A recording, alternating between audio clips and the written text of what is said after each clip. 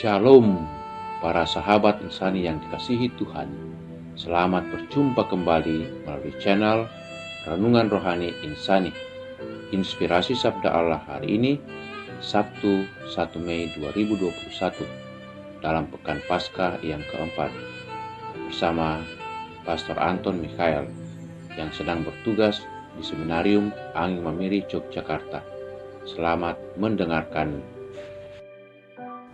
Shalom saudara-saudara yang terkasih, salam jumpa dalam Inspirasi Sabda Allah hari ini, Sabtu 1 Mei pada Pekan Paskah yang keempat, juga di awal bulan Maria ini. Mari kita mengawali dengan berdoa. Dalam nama Bapa dan Putra dan Roh Kudus, amin. Bapa yang Maha Baik, kami bersyukur kepadamu untuk rahmat-Mu sampai saat ini. Hadirlah bersama kami, bukalah hati dan pikiran kami, semoga sabda-Mu menginspirasi perjalanan hidup kami. Demi Kristus Tuhan dan Juru Selamat kami. Amin. Sabda Tuhan yang akan menjadi permenuhan kita dari Injil Yohanes bab 14 ayat 7 sampai 14. Dalam amanat perpisahannya, Yesus berkata kepada murid-muridnya, "Sekiranya kamu mengenal aku, pasti kamu juga mengenal Bapa-Ku. Sekarang ini kamu mengenal Dia dan kamu telah melihat Dia."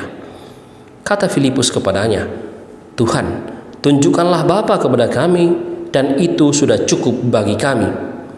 Kata Yesus kepadanya, "Telah sekian lama aku bersama-sama kamu, Filipus, namun engkau tidak mengenal aku? Barang siapa telah melihat aku, ia telah melihat Bapa. Bagaimana engkau berkata, 'Tunjukkanlah Bapa kepada kami'? Tidak percayakah engkau bahwa aku di dalam Bapa dan Bapa di dalam aku? Apa yang aku katakan kepadamu, tidak aku katakan dari diriku sendiri, tetapi Bapa yang diam di dalam aku, Dialah yang melakukan pekerjaannya. Percayalah kepadaku bahwa aku di dalam Bapa dan Bapa di dalam aku. Atau setidak-tidaknya percayalah karena pekerjaan-pekerjaan itu sendiri. Aku berkata kepadamu, sesungguhnya barang siapa percaya kepada aku, ia akan melakukan juga pekerjaan-pekerjaan yang aku lakukan, bahkan pekerjaan-pekerjaan yang lebih besar daripada itu. Sebab aku pergi kepada Bapa, dan apapun yang kamu minta dalam namaku, aku akan melakukannya, supaya Bapa dipermuliakan di dalam Anak. Jika kamu meminta sesuatu kepada aku dalam namaku, aku akan melakukannya." Demikianlah Injil Tuhan. Kata Yesus, "Aku di dalam Bapa dan Bapa di dalam aku." Saudara-saudara yang terkasih, identifikasi diri Yesus dengan Bapa mau menunjukkan keotentikan atau keaslian perutusan Yesus. Bahkan Yesus mengatakan bahwa sekiranya kamu mengenal aku, kamu juga pasti mengenal Bapa. Apa yang disabdakan Yesus adalah sabda Bapa, sabda Allah. Apa yang ditunjukkan Yesus adalah keinginan Bapa.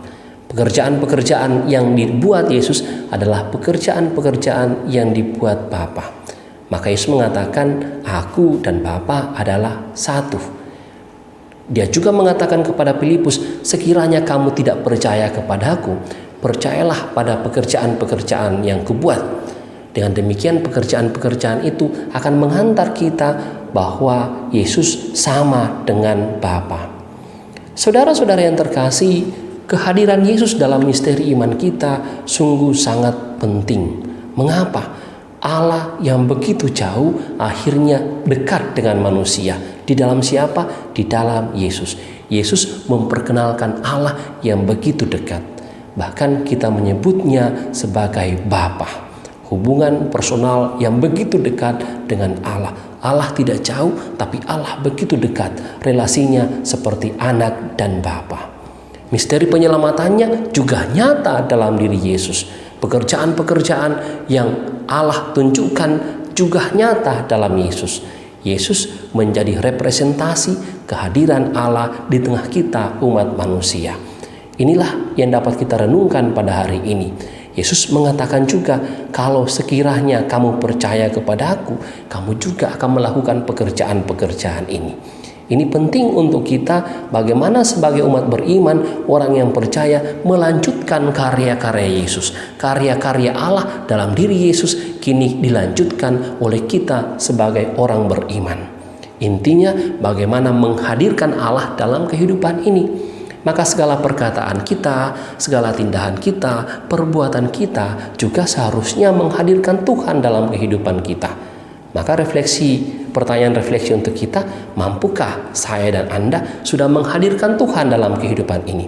Bagaimana dengan perkataan? Sudahkah menunjukkan perkataan-perkataan yang membawa kabar gembira? Bagaimana perbuatan? Sudahkah kita menunjukkan perbuatan-perbuatan yang membawa orang untuk lebih dekat dengan Tuhan? Bagaimana tindakan kita? Sudahkah kita melakukan tindakan-tindakan yang membawa juga kasih, sukacita bagi orang lain? Inilah perutusan kita, panggilan kita sebagai orang beriman melanjutkan pekerjaan-pekerjaan Yesus, menghadirkan Allah dalam kehidupan ini. Semoga kita semua dibantu untuk itu. Mari kita tutup dengan doa dan mohon berkat Tuhan. Marilah berdoa. Bapa yang maha baik, kami bersyukur kepadamu karena Injil-Mu hari ini mengajar kami untuk melanjutkan pekerjaan-pekerjaan-Mu yang telah diajarkan Yesus kepada kami. Bantulah kami ya Tuhan, semoga kami mampu menghadirkan-Mu dalam kehidupan ini, menjadi anak-anak-Mu yang senantiasa mampu membawa-Mu dalam seluruh perkataan, perbuatan, dan tindakan kami setiap hari, sehingga orang lain dapat melihat Engkau dalam diri kami semua. Doa ini kami sampaikan kepadamu dengan pengantaran Kristus, Tuhan dan Juru Selamat kami. Amin. Tuhan sertamu. Semoga saudara sekalian diberkati oleh Allah yang Maha Kuasa, Bapa, Putra, dan Roh Kudus. Amin. Terima kasih saudara-saudariku yang telah mendengarkan Sabda Allah. Saya, Pastor Marcel Lolotandung, mengucapkan berlimpah terima kasih kepada Pastor Anton Mikael. Semoga Pastor bersama dengan rekan-rekan imam, para frater dan segenap penghuni seminarium Angin Mamiri senantiasa diberkati Tuhan dalam setiap aktivitas dan pelayanannya. Amin.